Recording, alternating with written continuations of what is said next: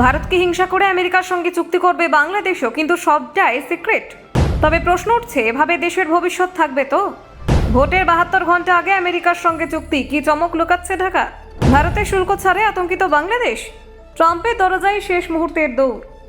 জলের মতো স্বচ্ছ নয়, ধোঁয়াশায় ঢাকা। আমেরিকা বাংলাদেশ চুক্তি নিয়ে প্রশ্ন। ভোটের মুখে গোপন বাণিজ্য চুক্তি, ইউনূস সরকারের সিদ্ধান্তে তীব্র বিতর্ক।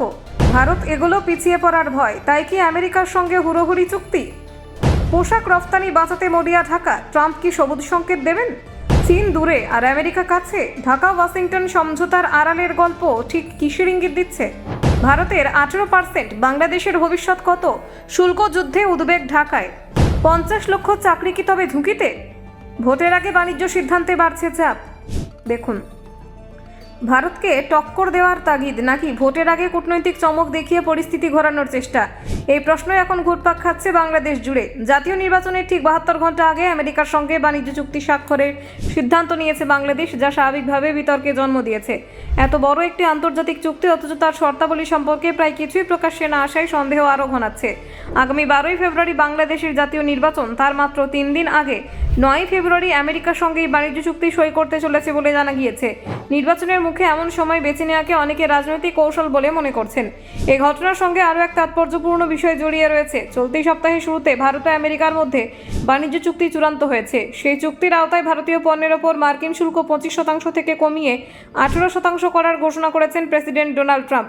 ভারতের ক্ষেত্রে শুল্ক কমার খবর সামনে আসতেই ঢাকায় উদ্বেগ নেমে এসেছে, কারণ বাংলাদেশের অর্থনীতি মূলত রফতানি নির্ভর। বিশেষ করে পোশাক শিল্পের ওপর দাঁড়িয়ে রয়েছে দেশের বৈদেশিক আয়ের বড় অংশ। আমেরিকায় বাংলাদেশের রফতানি প্রায় 90%। রেডিমেড গার্মেন্টস, যারা H&M, নাইকি, প্রাইমার্ক, গ্যাপের মতো নামী ব্র্যান্ডের পোশাক তৈরি হয় বাংলাদেশের কারখানায়। ফলে ভারতের তুলনায় শুল্ক বেশি থাকলে মার্কিন বাজারে প্রতিযোগিতায় পিছিয়ে পড়ার আশঙ্কা রয়েছে ঢাকার।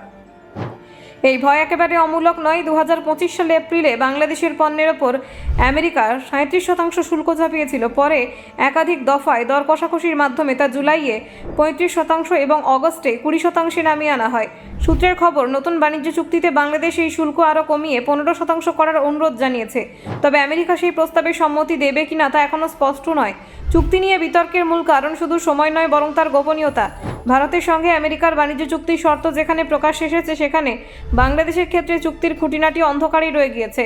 এর নেপথ্যে রয়েছে 2025 সালের মাঝামাঝি সময় ইউনূস সরকারের করা একটি নন ডিসক্লোজার এগ্রিমেন্ট। এই চুক্তির ফলে শুল্ক নিয়ে দর কষাকষি, আমেরিকার পাল্টা শর্ত সবই গোপন রাখা হয়েছে। সবচেয়ে তাৎপর্যপূর্ণ বিষয় হলো, এই চুক্তির শর্ত সাপেক্ষে বাংলাদেশের সংসদ সদস্য, বিরোধী দল, শিল্পপতি বা এমনকি অন্যান্য মন্ত্রীরা অবগত নন। বাণিজ্য উপদেষ্টা এস.কে বশির উদ্দিন বারবার আশ্বাস দিলেও এখনও পর্যন্ত চুক্তির কোনো খসড়া প্রকাশ্যে আসেনি। Bureau report, Bangla digital TV.